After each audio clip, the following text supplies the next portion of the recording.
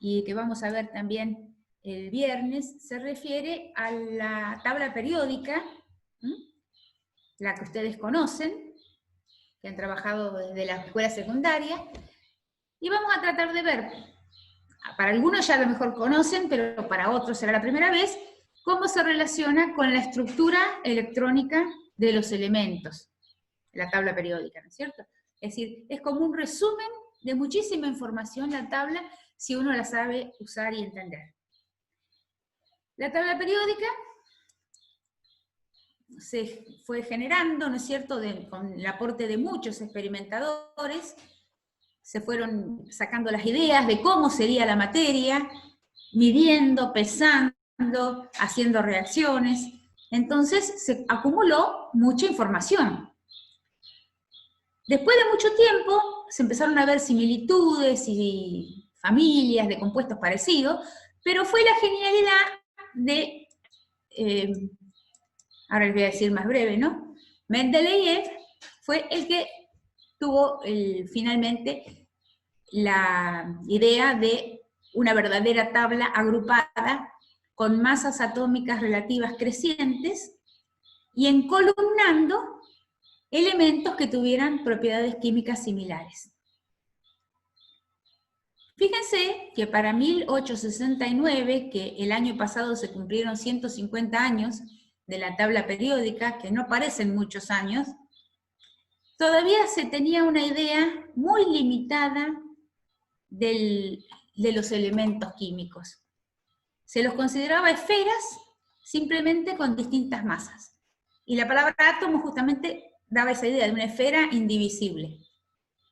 Así que no sabían nada ni conocían nada de lo que hoy consideramos la configuración electrónica. Fíjense qué esfuerzo, a mí me parece notable, pasar de lo que se ve, de lo que realmente tocamos y vemos y conocemos, que son los materiales, a los elementos que los constituyen. Entonces, primero estos que son mezclas complejas, los materiales que conocemos, se llegó a ver que estaban compuestos por sustancias individuales, simples o compuestas, que a su vez estaban compuestas por elementos, que eran estos átomos. Entonces, con esa noción química de que los átomos eran los que formaban la sustancia, ya con eso nomás los organizaron según sus propiedades que las conocían muy bien. Pero por eso este salto de lo real a lo ideal, digamos, al elemento, fue tan difícil como nos cuesta a veces entenderlo también a nosotros mismos, ¿no? Pero es muy, muy interesante, muy valioso. En un siglo, entonces, se fueron desarrollando la tabla moderna, ¿no? Con el conocimiento de nuevos elementos, con la similitud de muchos de ellos, se hicieron intentos en tríadas, o sea, de a 3 o octavas, que fueron desestimados, y finalmente Mendeleev organizó los 60 elementos que se conocían hasta ese momento, y había incongruencias, había huecos, pero era tan fuerte la relación, ¿no es cierto?, de las propiedades químicas, que él dijo, bueno, algo pasará, pero ya se va a saber, ¿no es cierto? Y fue en 1914 cuando otro científico, Moseley, demostró que había que organizar a los elementos por número atómico sucesivo, es decir, él en ese momento de la investigación, viendo la radiación de rayos X de cada elemento, encontró el concepto de número atómico como número de cargas en el núcleo, como lo conocemos ahora, y se ordenaba la tabla periódica por los números atómicos crecientes en vez de por las masas crecientes, se resolvían las incongruencias, ya se habían encontrado nuevos elementos para los huecos, y ya para 1914 teníamos una tabla bien parecida a la que conocemos hoy. También para 1914 el modelo atómico había mejorado mucho. ¿Por qué? Porque se había encontrado el electrón, es decir, ya no era indivisible el átomo. Entonces se propusieron distintas imágenes del átomo, con cargas. Después Rutherford hizo otros experimentos que demostró que el núcleo era pequeño. Se llegó a un modelo como el de Bohr, que es tan apreciado, digamos, porque parece que fuera un sistema planetario, aunque no es cierto esta imagen. Pero bueno, es casi siempre el dibujito del átomo que todos recurrimos. Entonces, se ve que ya teníamos una imagen más acabada o mejorada de lo que eran los átomos.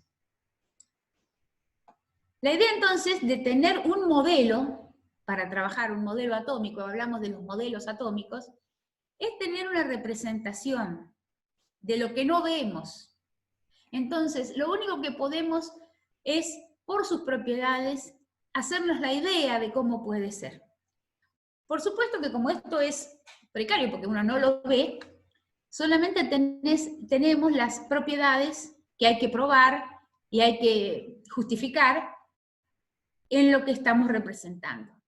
Ahora, si surgen nuevas propiedades que el modelo no explica, debe ser rechazado y cambiado por otro. Por eso los modelos van siendo provisorios, por más que nos gusten.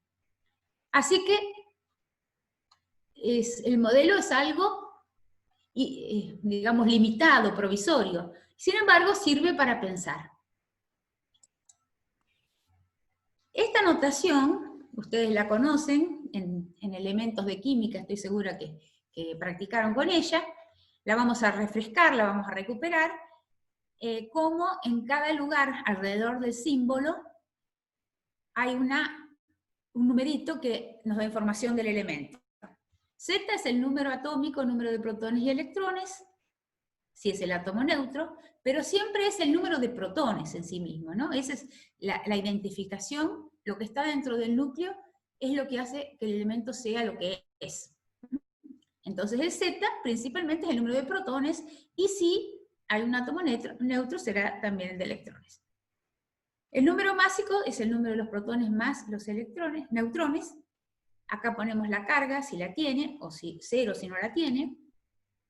Y esta molecularidad representa el número de unidades de ese elemento que está en una molécula. Bueno, así que, dicho esto, vamos a tratar de plantearnos este objetivo. Poder hacer las configuraciones electrónicas de los elementos, según el modelo actual, y a partir de eso entender la lógica de la tabla periódica de Mendeleev. Y el viernes vamos a trabajar sobre las propiedades periódicas de los elementos en la tabla. Por si acaso, si alguno no recuerda, es decir, sí han visto funciones periódicas, ¿no es cierto? Las trigonométricas. Pero por si acaso vamos a remarcar lo que significa periódico, es algo que después de un determinado número de elementos repite propiedades, ¿no es cierto? Entonces, esa es la esencia de la tabla periódica. Los elementos se van agrupando y después de un determinado número, las propiedades se repiten. Muy bien.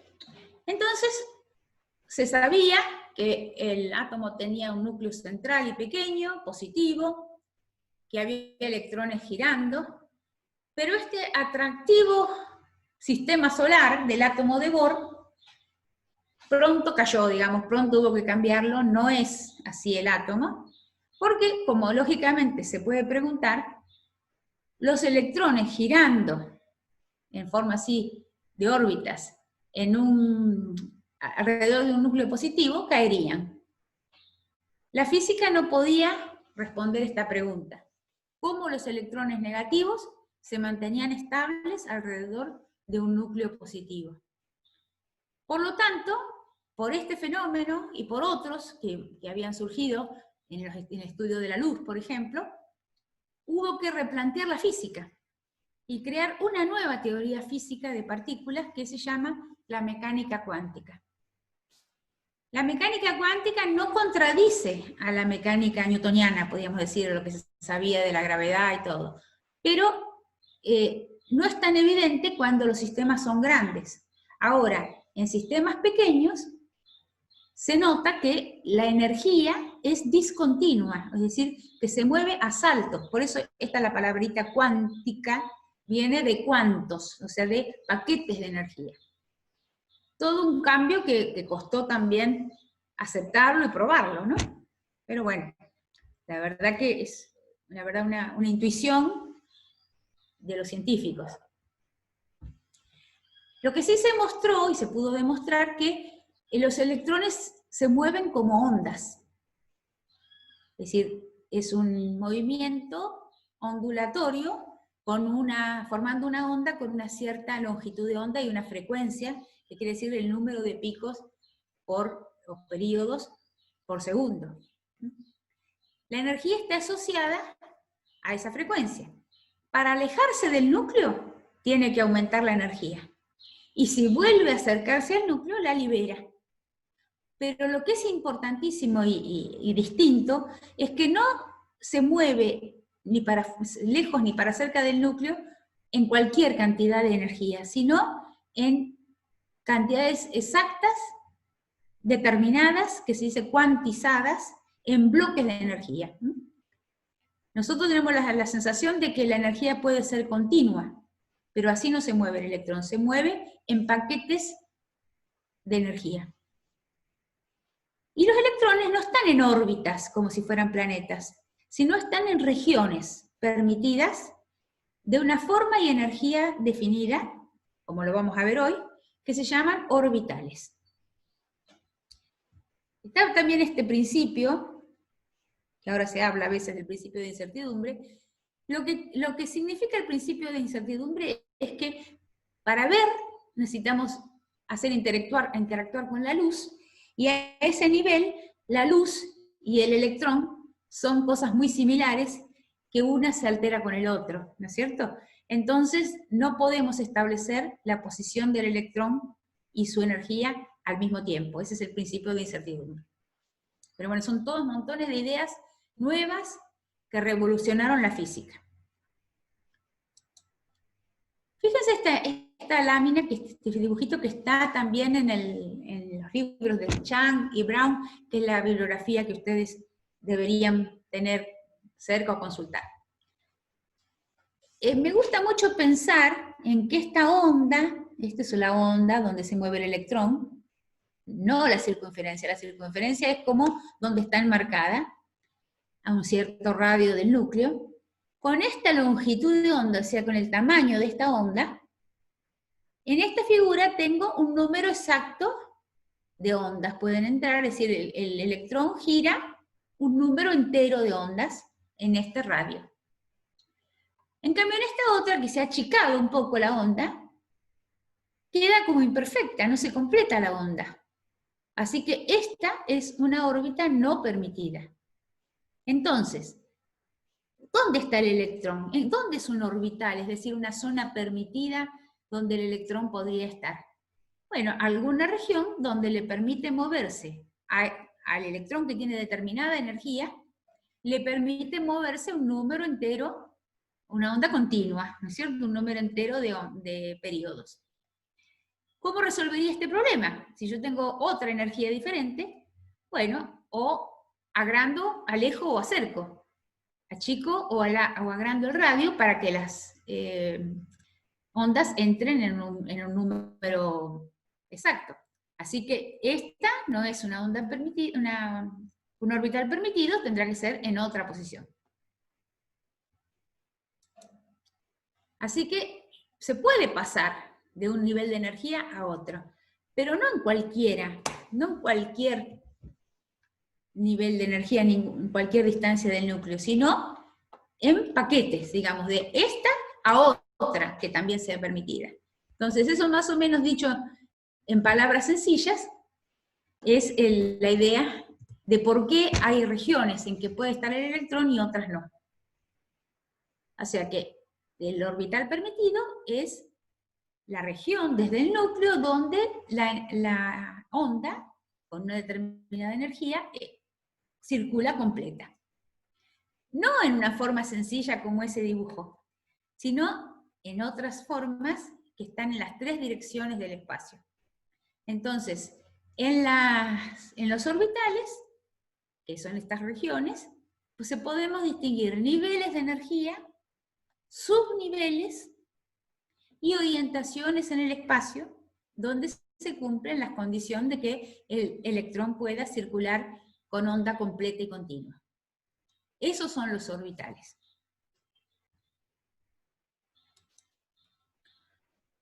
Entonces, uno de los desafíos en ese momento fue, ¿se pueden calcular esas zonas? ¿Se podría matemáticamente calcular cuáles son las regiones permitidas? Bueno, teóricamente probaron, ¿no? Con el sistema más sencillo, el electrón y el protón, o sea, el átomo de hidrógeno. Entonces, entre ayuda de la matemática y la estadística, encontraron zonas de probabilidad donde podía encontrarse el electrón. Con una ecuación muy compleja que solamente se pudo resolver para el átomo simple, el más simple, el de hidrógeno. Y dio una familia de funciones. La función de onda es una familia de funciones. A pesar de que se pudo resolver solamente para el átomo de hidrógeno, las consecuencias se pueden aplicar a los demás elementos, así que es muy, muy útil. ¿Cuáles son esas aplicaciones? Que para calcular el orbital con la función de onda, se aplican a la función de esta familia distintos coeficientes. Con eso vamos obteniendo distintas funciones. Vamos un poquito a este subtítulo que yo lo agregué para que ustedes se ubiquen y lo puedan entender. ¿Qué es una familia de funciones? Por ejemplo, y igual a x más b es la ecuación de la recta. ¿Pero de qué recta? De todas las rectas. Eso es una familia de funciones, y esta es una función, una ecuación genérica de todas las rectas. Cada vez que yo le aplico numeritos específicos a y b, obtengo otro grupo de rectas. Por ejemplo, si b es 0, son todas las rectas que pasan por el origen. Y si establezco a, establezco una recta que pasa por el origen. Acá con el mismo criterio, los orbitales se calculan aplicándole distintos coeficientes. Los coeficientes, que son números sencillos, por ejemplo, chicos, 1, 0, 1, 2, 3, 4, son números pequeños, menos 1, ¿entienden? Esos son los números cuánticos. Y para calcular la zona en donde se mueve el electrón, o sea, el orbital, se definen en la función 3 coeficientes, 3 números cuánticos. N, el nivel, L, el subnivel, y M, la orientación en el espacio. Bueno, y después la probabilidad, que es otra de las ideas, como les dije, que había no definida la zona, sino la trayectoria, sino una probabilidad en una zona, es la función de onda al cuadrado.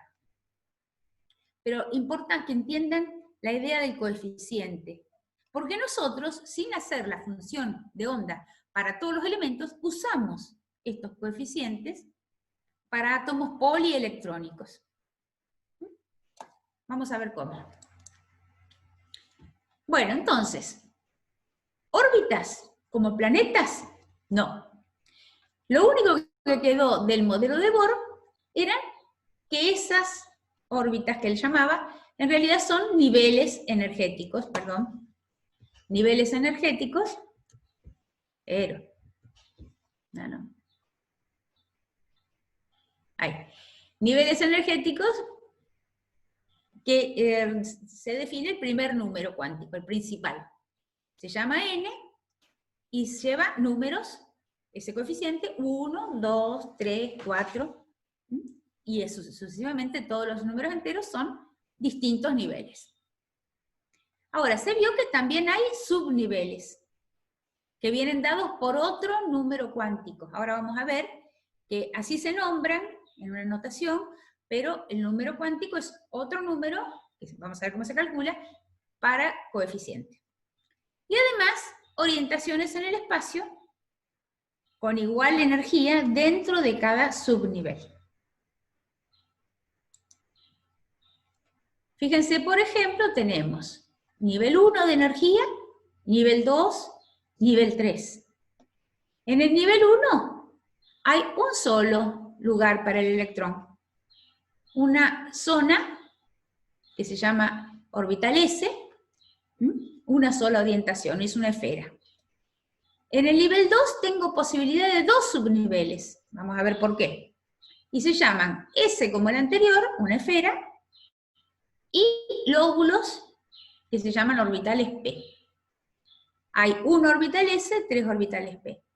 Luego hay, en el nivel 3, 3 subniveles. Si ya se van dando cuenta, hay el mismo número de subniveles que el número del nivel.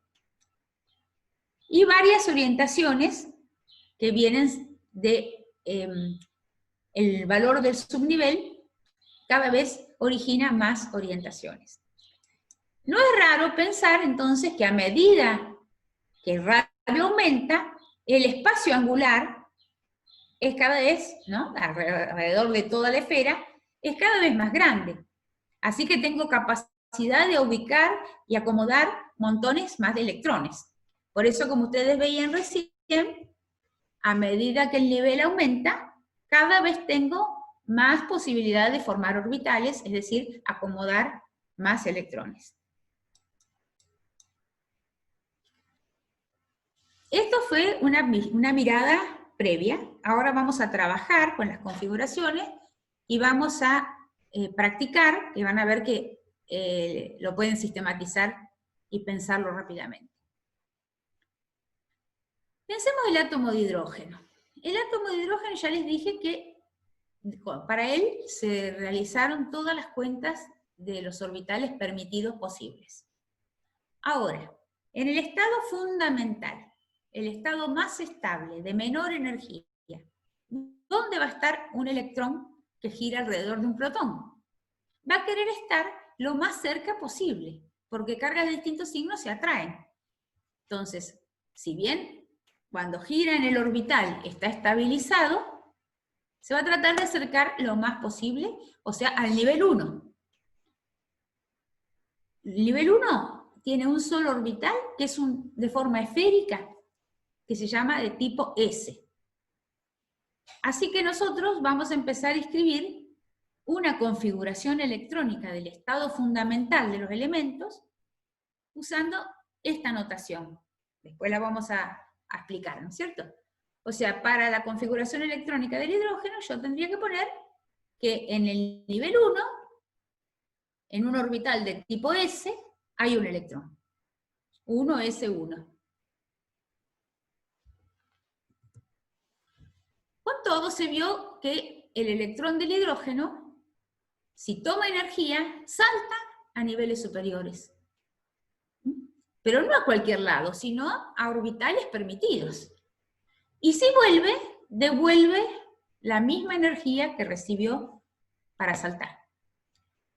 Y Bohr ya había visto algo, habían hecho unas cuentas de acuerdo a las medidas de energía lumínica que excitaban al electrón, o sea que absorbían y devolvían, y con eso había sacado el concepto de nivel. Pero bueno, después le falló, le faltó continuar, entonces no llegó a la noción de orbital. Pero bueno, hay saltos a niveles y a subniveles y a orientaciones mientras sean las permitidas. Así que esta configuración 1s1 es la fundamental. Todos los orbitales que se calcularon están vacíos en la configuración electrónica fundamental, pero virtualmente existen, con las energías y formas que se predijeron. Pero es una zona donde el electrón puede saltar. Y si el electrón absorbe energía, salta no a cualquier lado, sino a un orbital permitido. Y si vuelve, devuelve la misma energía exactamente que recibió antes. Y la devuelve emitiendo luz. Entonces absorbe energía de la luz y emite luz. La energía de la luz se puede medir por la frecuencia que es el color finalmente, la frecuencia de la luz, y entonces se pudieron hacer montones de experimentos, que ahora les voy a mostrar un pequeño ejemplo, que se llaman espectroscopías, porque se trabajaba con la luz descompuesta. Bueno, hay un caso, ¿no es cierto?, un límite, que es cuando ya toma tanta energía el electrón que se separa del núcleo, y eso se llama ionización. La energía de ionización la vamos a mencionar el viernes como una de las propiedades que se les ha medido a los elementos y dan idea de la fuerza con que el electrón estaba agarrado.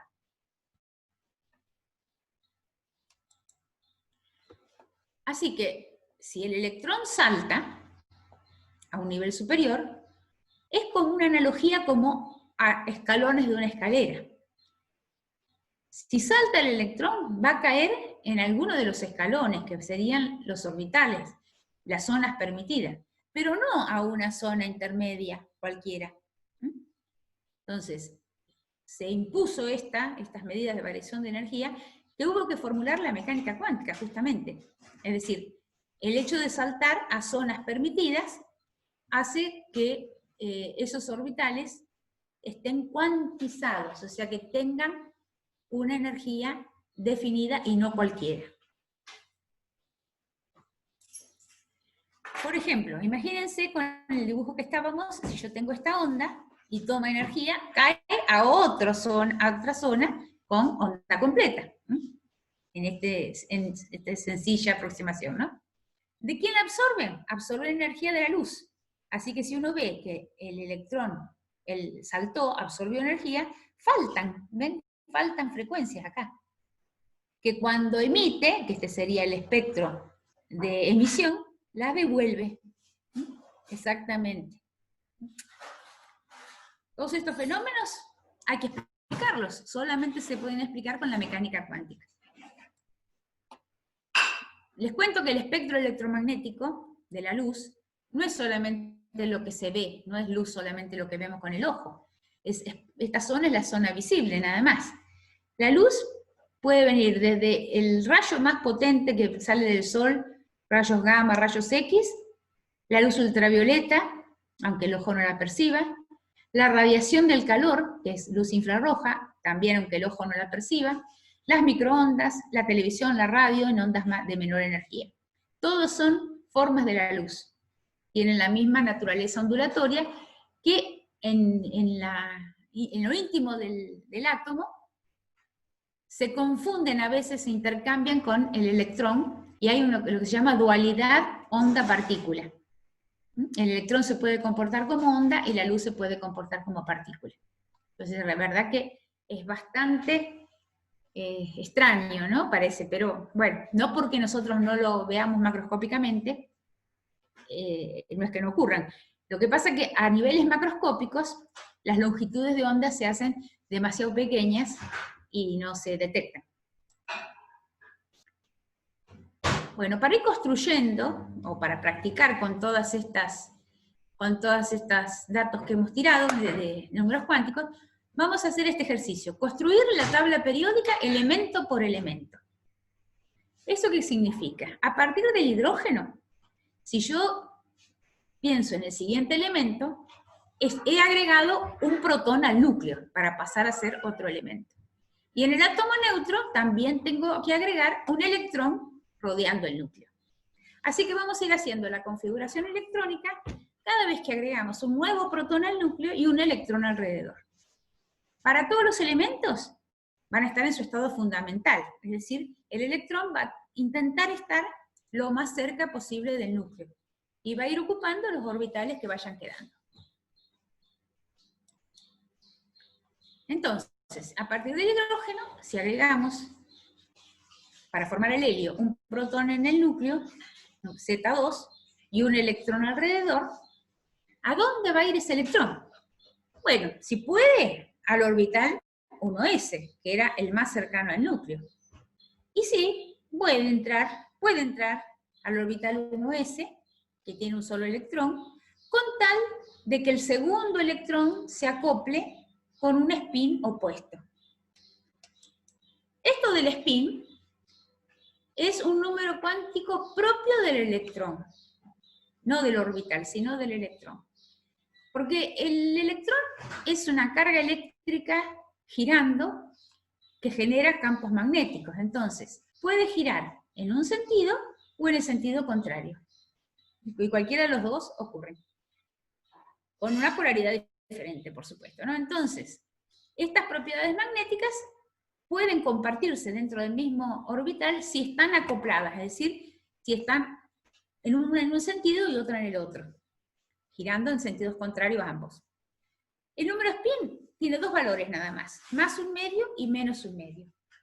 Es el cuarto número cuántico de la función de onda y es propia solamente del electrón.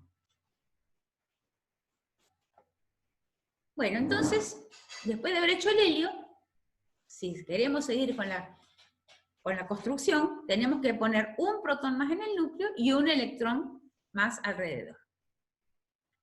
Y aquí empieza un poquito las reglas, ¿no? Por ejemplo, el principio de exclusión de Pauli dice que en un átomo no puede haber dos electrones con los 4 números cuánticos iguales. Y no es difícil de entender, porque si con estos números cuánticos voy a definir la función de onda propia de ese electrón, esa función tiene que ser única para cada electrón. Así que, por eso, al menos uno de los 4 tiene que ser diferente. En el caso del hidrógeno y del helio, ¿qué cambiamos? Para que entraran en el mismo orbital, cambiamos el número spin. Uno sería más un medio y otro menos un medio. Que nosotros esto no nos vamos a preocupar quién es quién. Basta saber que uno es más un medio y el que está acoplado con él en el mismo orbital es menos un medio. Así que, dicho esto, vamos a definir con números cuánticos un orbital y un electrón. Para identificar el orbital se necesitan 3 números cuánticos.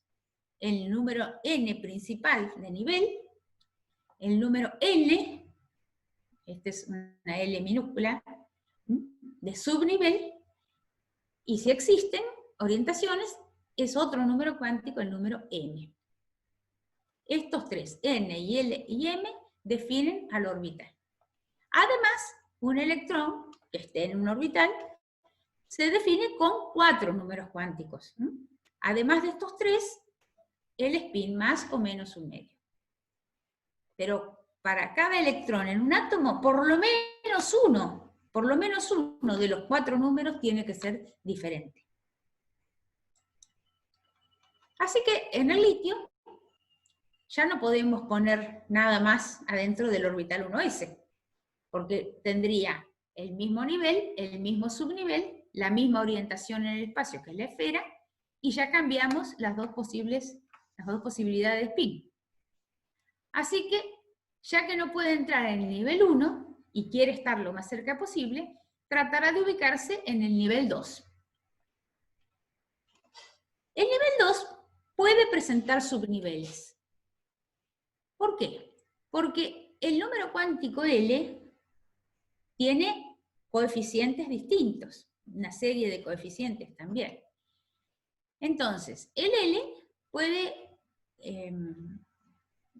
tomar valores desde el 0, y siempre empieza con el 0, y continúa con el 1, los posibles valores, el 2, etc. ¿Hasta cuándo? Hasta n-1.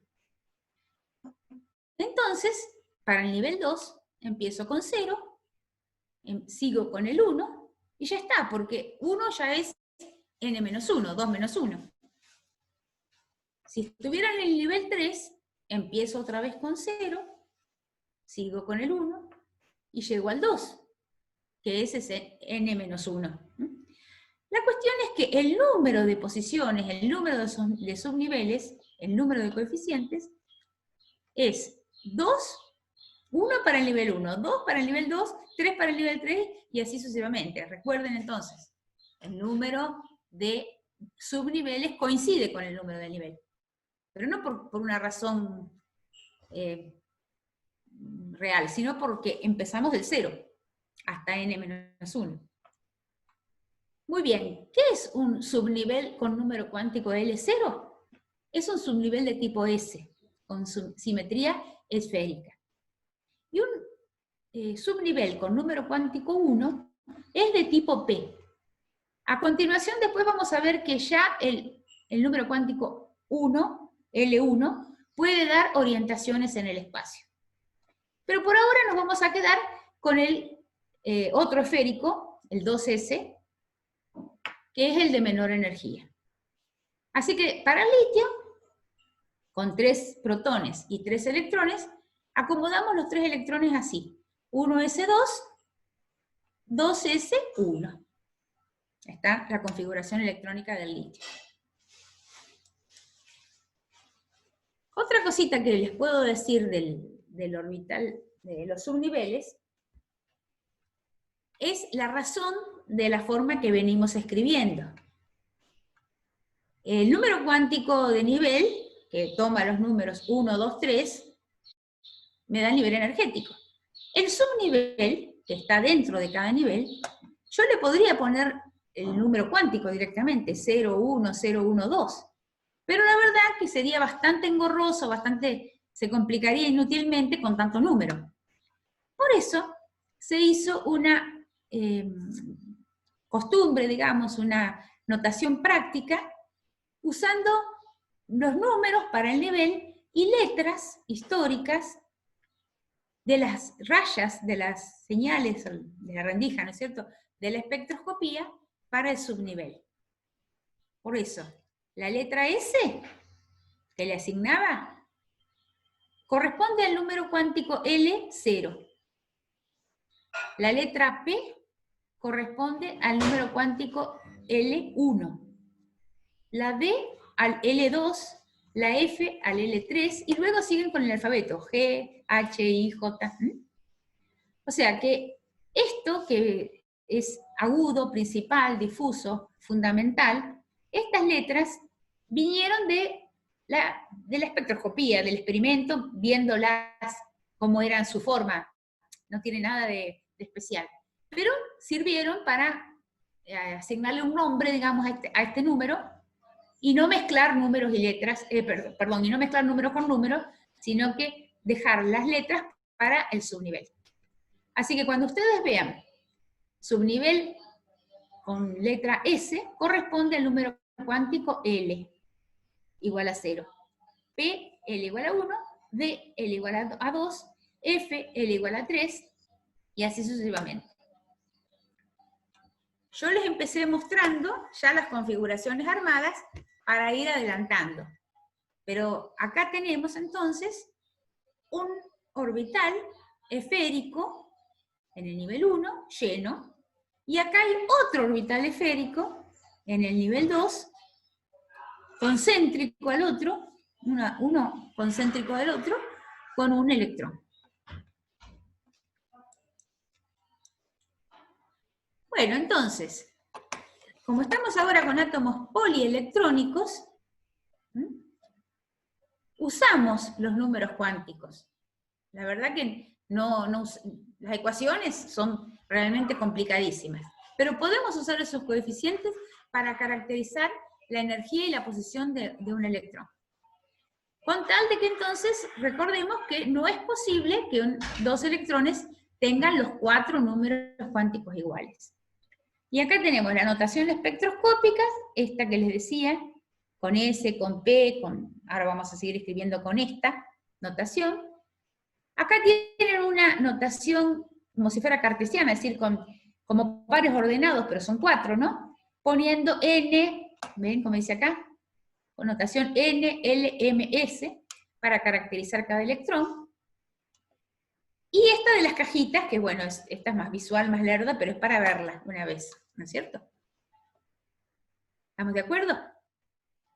La cuestión es que con esta notación podemos trabajar bastante bien. Por ejemplo, si seguimos poniendo otro protón en el núcleo y otro electrón alrededor, vamos a llegar a la configuración del berilio.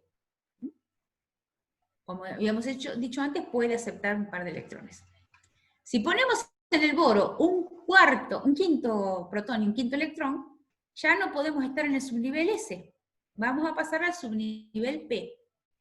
Los orbitales P no son esféricos. Tienen una forma ausada, sí, un uso se llama esto, con 2 lóbulos. Y hay 3 posibles orbitales P en las 3 direcciones de los ejes cartesianos en el espacio. Estos son los orbitales S y estos son los 3 orbitales P.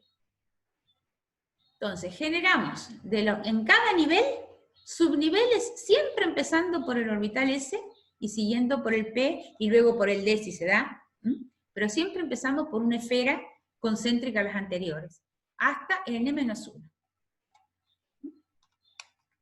Así como les explica esta filmina. Y para la notación, la esfera está el L0, lo llamamos S, y el L1 P. ¿De qué se trata esto de las orientaciones? Bueno, entonces cada vez que tengo más distancia del núcleo, tengo la posibilidad de formar más orbitales, y estas orientaciones en el espacio son zonas con la misma energía dentro del subnivel. Cuando tengo varias posibilidades, voy formando, por ejemplo, desde el L0, L1, L2, etc., cada vez más orbitales. ¿Y cuántos?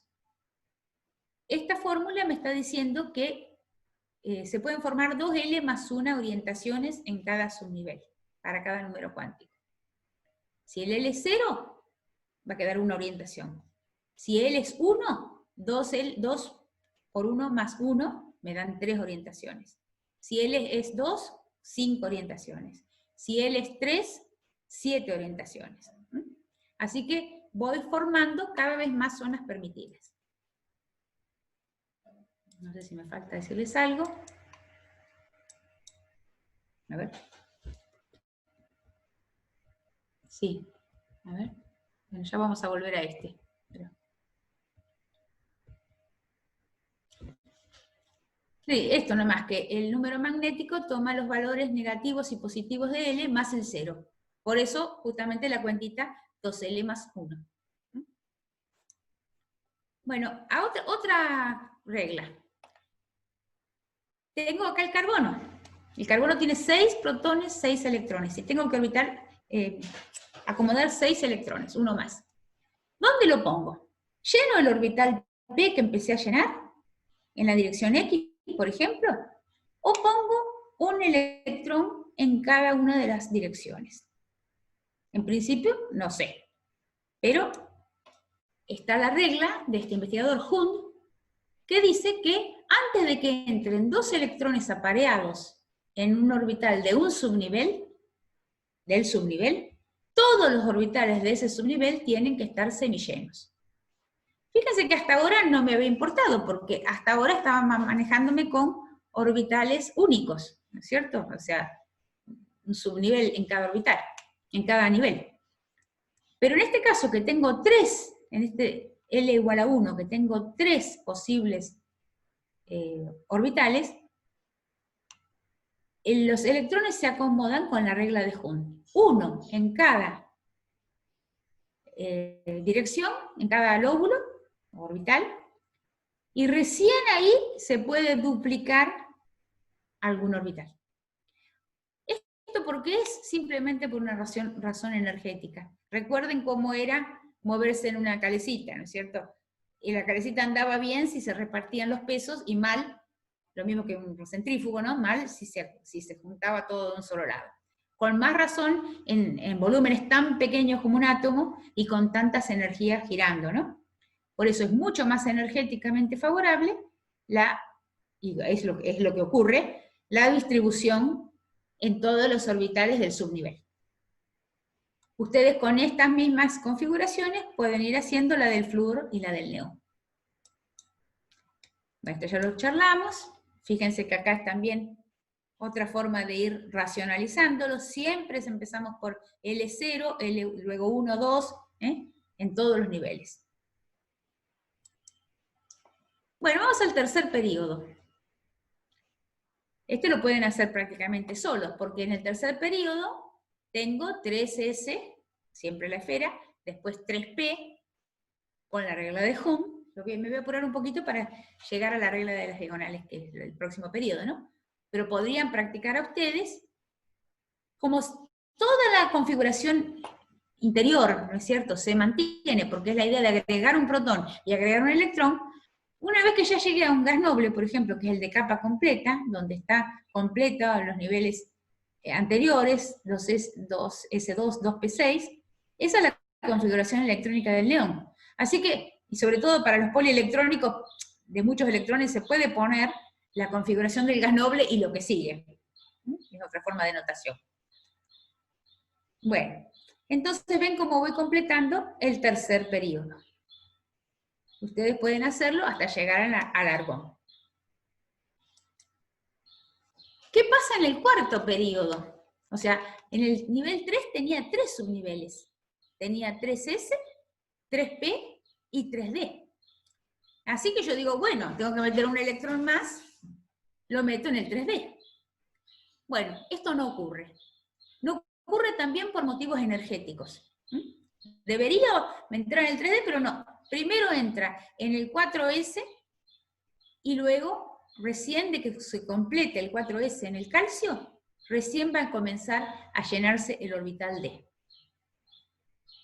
¿Por qué es esto? Bueno, primero, les voy a mostrar acá, porque los niveles son muy espaciados, la diferencia de energía entre los primeros niveles, y luego se van haciendo muy cercanos. Es como una visión logarítmica, ¿no es cierto? Como que el primer salto de energía entre el 1 y el 2 es muy grande, luego menor, y luego se van acercando. Así que la diferencia entre el 3D y el 4S no es muy grande. Y bueno, por alguna razón, evidentemente es de menor, más estable llenar primero el 4S y luego el 3D. 4S se solapa, tiene un poco de menor energía que el 3D, aunque poca cosa. Y el llenado es, como les digo, primero el 4S y 4S2 en el calcio, y recién después, en el escandio, el 3D, 3D1. El 3D, tipo de orbital D, tiene 5 orientaciones en el espacio. O sea que va a ir llenando 10 elementos a lo largo de la primera línea de los metales de transición, después lo van a practicar, y recién después empiezo a completar el bloque de 4P. Así que esta regla, que es la de las diagonales, muestra cómo es el llenado real de orbitales en los átomos polielectrónicos. La verdadera forma en que se llenan. Primero se llena el 1S, después el 2S, después el 2P, después el 3S, como dice la flecha, el 3P, pero antes del 3D, el 4S, el 3D, 4P, 5S, 4D, y así sucesivamente. Uno puede pensar, uy, ¿cómo me aprendo esto? Bueno, no se preocupen, porque es justamente la tabla se los va mostrando. Es la forma que se va desarrollando, desde después del 3P, el 4S, el 3D, el 4P, el 5S, el 3D, el 5P, el 6S, aquí el 4F, estas dos estarían aquí, pero si no sería una tabla larguísima. 5S, 4F, eso van con el dedo, ustedes pueden ir verificando la regla de las diagonales. Bueno, y lo último que les digo por hoy, después seguimos el viernes, es que esto que está en verde, es decir, lo que se va llenando en la última capa de llenado, es lo que llamamos configuración electrónica externa o capa de valencia. Todos los electrones internos ya no participan más, sino que los que van a participar de las uniones químicas son los electrones externos, los de la última capa. Y esa es la capa electrónica externa o de valencia. Y una pequeña idea ya les voy dando de cómo entendemos mejor la tabla periódica con las configuraciones electrónicas, es que ustedes pueden ver, por ejemplo, que elementos como el berilio y el magnesio, que en la tabla periódica están en la misma columna, tienen la misma configuración electrónica. A ver otro, por ejemplo, que podemos ver, bueno, el helio y el neón, si bien no se ve, es capa completa, son los gases inertes. Bueno, tengo muy pocos ejemplos acá, pero en todos los casos tengo el sodio, por ejemplo, 3S1, y el litio, 2S1. Es en el otro nivel, pero la misma configuración electrónica externa. Y estos electrones son los que participan en la reactividad química. Así que esto que veían de propiedades similares se debe a que en cada grupo los elementos tienen la misma configuración electrónica externa. Bueno, acá pueden practicar alguna vez moviendo las bolitas estas, y bueno, aquí tienen el resumen de cuántos orbitales y cuántos electrones hay en cada nivel completo.